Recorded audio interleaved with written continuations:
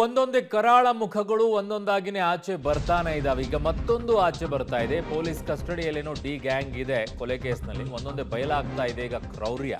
ಇದು ರೇಣುಕಾಸ್ವಾಮಿ ಕೊಲೆ ಪ್ರಕರಣದಲ್ಲ, ಇನ್ನೊಂದು ಪೊಲೀಸ್ ಪೇದೆಯ ಮೇಲೂ ಕೂಡ ಹಲ್ಲೆಯನ್ನ ದರ್ಶನ್ ಗ್ಯಾಂಗ್ ಮಾಡಿತ್ತು ಅನ್ನೋದು. ಮದ್ದೂರು ಶಾಸಕ ಉದಯ್ ಮನೆಯಲ್ಲಿನೇ ಈ ಹಲ್ಲೆ ನಡೆದಿತ್ತು. ಉದಯ್ ಗನ್ಮ್ಯಾನ್ ಆಗಿದ್ದಂತ DAR ಪೇದೆ ನಾಗೇಶ್ ಮೇಲೇನೆ ಹಲ್ಲೆ ನಡೆದಿತ್ತು ಅನ್ನುವಂತ ಮಾಹಿತಿ ಈಗ ಬರ್ತಾ ಇದೆ. ಸ್ಟಾರ್ ಚಂದ್ರು ಪರ ಎಲೆಕ್ಷನ್ ಪ್ರಚಾರಕ್ಕೆ ದರ್ಶನ್ ಹೋಗಿರ್ತಾರೆ. ಈ ವೇಳೆ ಗನ್ಮ್ಯಾನ್ ನಾಗೇಶ್ ಜೊತೆಗೆ ದರ್ಶನ್ ಪಟಾಲಂ ಗಲಾಟೆಯನ್ನ ಮಾಡಿಕೊಳ್ಳುತ್ತೆ. ಪೊಲೀಸರು ನಮ್ಮನ್ನು ಏನು ಮಾಡಲಾಗಲ್ಲ ಅನ್ನುವಂಥ ವಿಚಾರದಲ್ಲಿ ಹಲ್ಲೆಯನ್ನ ಮಾಡ್ತಾರೆ. ಸೊ ಆ ರೀತಿಯಾದಂಥ ಮನಸ್ಥಿತಿನೇ ಇವತ್ತು ಈ ಮಟ್ಟಕ್ಕೆ ತಂದು ನಿಲ್ಲಿಸಿದೆ. ಅಲ್ಲಲ್ಲಿ ಸಾಫ್ಟ್ ಕಾರ್ನರ್ನ ಪೊಲೀಸರು ತೋರಿಸಿರೋದು, ಅಲ್ಲಲ್ಲಿ ಪೊಲೀಸರು ಅಡ್ಜಸ್ಟ್ಮೆಂಟ್ ಮಾಡ್ಕೊಂಡಿರೋ ಪರಿಣಾಮವಾಗಿ ಇವತ್ತು ನನ್ನನ್ನು ಯಾರೂ ಏನು ಮಾಡಿಕೊಳ್ಳೋಕ್ಕಾಗೋದಿಲ್ಲ ಅನ್ನೋ ಮಟ್ಟಕ್ಕೆ ಬಂದು ಅವನ್ನ ಕಿಡ್ನ್ಯಾಪ್ ಮಾಡ್ಕೊಂಡು ಬಂದು ಕೊಲೆ ಮಾಡಿ ಇವತ್ತು ಈ ರೀತಿಯಾಗಿ ಕಂಬಿ ಎಣಿಸ್ಬೇಕಾಗಿರೋದು. ಈ ಪೊಲೀಸರು ಈಗ ನಿಂತ್ಕೊಂಡಿದ್ದಾರಲ್ಲ, ಈ ತನಿಖೆಯನ್ನು ಮಾಡ್ತಾ ಇರುವಂಥ ಆಫೀಸರ್ಸ್ಗಳು, ಇವರ ರೀತಿಯಲ್ಲಿ ಅವರು ಅವತ್ತು ಗಟ್ಟಿ ನಿಂತಿದ್ದರೆ ಈ ಮಟ್ಟಕ್ಕೆ ನಿಂತಾ ಇರಲಿಲ್ಲ ಪುಡಾಂಗು ಅಂತ ಹೇಳಿ. ಸೊ ಈಗ ಡಿ ಗ್ಯಾಂಗ್ ಪೊಲೀಸ್ ಪೇದೆಯ ಮೇಲೂ ಕೂಡ ಹಲ್ಲೆಯನ್ನು ಮಾಡಿದ್ದಾರೆ ಅನ್ನುವಂಥ ವರದಿ ಬರಬೇಕಾದ್ರೆ ಇನ್ಯಾವ ಮಟ್ಟಕ್ಕಿರಬೇಕು ಈ ಗ್ಯಾಂಗು ಅಂತ ಹೇಳಿ. ಇನ್ಯಾವ ಮಟ್ಟಕ್ಕಿರಬೇಕು? ಯಾವ ಭಯನೂ ಇಲ್ಲ.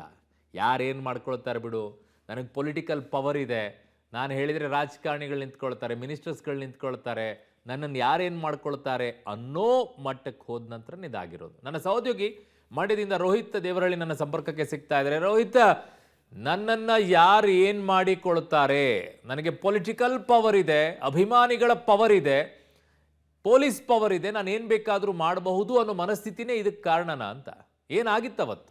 ಖಂಡಿತ ಅರುಣ್, ಅದೇ ರೀತಿಯಾದಂತ ವಾತಾವರಣ ಇವರ ನಡವಳಿಕೆಯಲ್ಲಿ ಕಂಡು ಬರ್ತಾ ಇರುವಂತದ್ದು. ಯಾಕಂದ್ರೆ ಏಪ್ರಿಲ್ 22ನೇ ತಾರೀಕು ಸ್ಟಾರ್ ಚಂದ್ರು ಅಂದ್ರೆ ಕಾಂಗ್ರೆಸ್ನ ಅಭ್ಯರ್ಥಿ ಆಗಿದ್ದಂತಹ ಸ್ಟಾರ್ ಚಂದ್ರು ಪ್ರಚಾರವಾಗಿ ಮಂಡ್ಯ ಕ್ಷೇತ್ರಾದ್ಯಂತಲೂ ಕೂಡ ದರ್ಶನ್ ಪ್ರಚಾರ ಮಾಡ್ತಾರೆ. ಅದೇ ವೇಳೆಯಲ್ಲಿ ಏಪ್ರಿಲ್ 22ನೇ ತಾರೀಕು ಮದ್ದೂರು ಕ್ಷೇತ್ರದ ವ್ಯಾಪ್ತಿಯಲ್ಲಿ ಪ್ರಚಾರ ಮಾಡುವಂತಹ ಸಂದರ್ಭದಲ್ಲಿ ಏನು ಶಾಸಕ ಕದಲೂರು ಉದಯ್ ಗನ್ಮ್ಯಾನ್ ಏನಿರ್ತಾರೆ ಅವರ ನಡುವೆ ಲಕ್ಷ್ಮಣ್ ಮತ್ತೆ ಇವರ ದರ್ಶನ್ರ ಇನ್ನೊಂದಷ್ಟು ಬೌನ್ಸರ್ಗಳು ಮತ್ತೆ ಆಪ್ಸರ್ಗಳೇನು ಇವಾಗ ಬಂಧನ ಆಗಿದ್ದಾರೆ ಒಂದಷ್ಟು ಜನ, ಅವರ ನಡುವೆ ಗಲಾಟೆ ಆಗುತ್ತೆ. ಅದು ಯಾಕಂತಂದ್ರೆ ಅವ್ರ ಪಕ್ಕದಲ್ಲಿ ಒಂದಷ್ಟು ಕಾಂಗ್ರೆಸ್ನ ಮುಖಂಡರು ನಡೆದಾಡ್ಕೊಂಡು ಹೋಗ್ತಾ ಇರ್ತಾರೆ. ಅವರು ಹೋಗೋ ವಿಚಾರವಾಗಿ ತಳ್ಳಾಟ ನುಕ್ಕಾಟಗಳು ಆಗುವಂತ ಸಂದರ್ಭದಲ್ಲಿ ಇವ್ರೇನ್ ಗನ್ಮ್ಯಾನ್ ಇರ್ತಾರೆ, ಅವರು ಅದನ್ನ ತಡೆಯೋದಕ್ಕೆ ಹೋದಂತ ಸಂದರ್ಭದಲ್ಲಿ ಒಂದಷ್ಟು ನುಗ್ಗಲಾಗುತ್ತೆ. ಆ ವೇಳೆ ಸಹ ಗಲಾಟೆ ಆಗಿರುತ್ತೆ. ಇದಾದ ಬಳಿಕವಾಗಿ ರಾತ್ರಿ ಕದಲೂರು ಉದಯ್ ಅವರ ಮನೆಯ ಮುಂಭಾಗ ಈತ ನಿಂತಿದ್ದ ಸಂದರ್ಭದಲ್ಲಿ ಒಂದಷ್ಟು ಗಲಾಟೆಗಳು ಕೂಡ ಆಗುವಂತದ್ದು. ಅಂದ್ರೆ ಆ ಸಂದರ್ಭದಲ್ಲಿ ಯಾಕೆ ನೀನ್ ಆತರ ಮಾತಾಡಿದ್ಯಾ ಅಂತ ಹೇಳಿ ಮಾತಿಗೆ ಮಾತು ಬಿಡುವಂತ ಸಂದರ್ಭದಲ್ಲಿ ಇವರು ದರ್ಶನ್ ಆಪ್ತರು ಅಂತ ಏನ್ ಗುರುತಿಸ್ಕೊಂಡಿದ್ದಾರೆ, ಈಗ ಸದ್ಯಕ್ಕೆ ಕಸ್ಟಡಿಯಲ್ಲಿ ಏನಿದ್ದಾರೆ ಲಕ್ಷ್ಮಣ್ ಮತ್ತೆ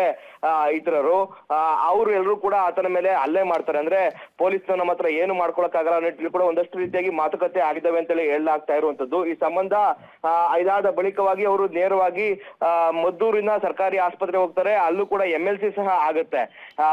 ಏನು ಪೊಲೀಸ್ ಪೇದೆ ಏನು ಗನ್ಮ್ಯಾನ್ ಕೆಲಸ ನಿರ್ವಹಿಸ್ತಾ ಇರ್ತಾರೆ ಅವ್ರದ್ದು MLC ಸಹ ಆಗುತ್ತೆ. ಬಳಿಕ ಕೆಸ್ತೂರು ಪೊಲೀಸ್ ಠಾಣೆಗೆ ಹೋಗಿ ದೂರು ದಾಖಲು ಮಾಡಕ್ಕೂ ಕೂಡ ಈ ಒಂದು ಗನ್ಮ್ಯಾನ್ ಸಹ ಹೋಗ್ತಾರೆ. ಇದಾದ ನಂತರವಾಗಿ ಶಾಸಕ ಕದಲೂರು ಉದಯ್ ನೇತೃತ್ವದಲ್ಲಿ ರಾಜಿ ಸಂಧಾನ ಎಲ್ಲ ಆಗಿ ಬಳಿಕವಾಗಿ ಸಮಾಧಾನ ಮಾಡಿ ಇಬ್ಬರನ್ನು ಕೂಡ ಕಳಿಸಲಾಗುತ್ತೆ.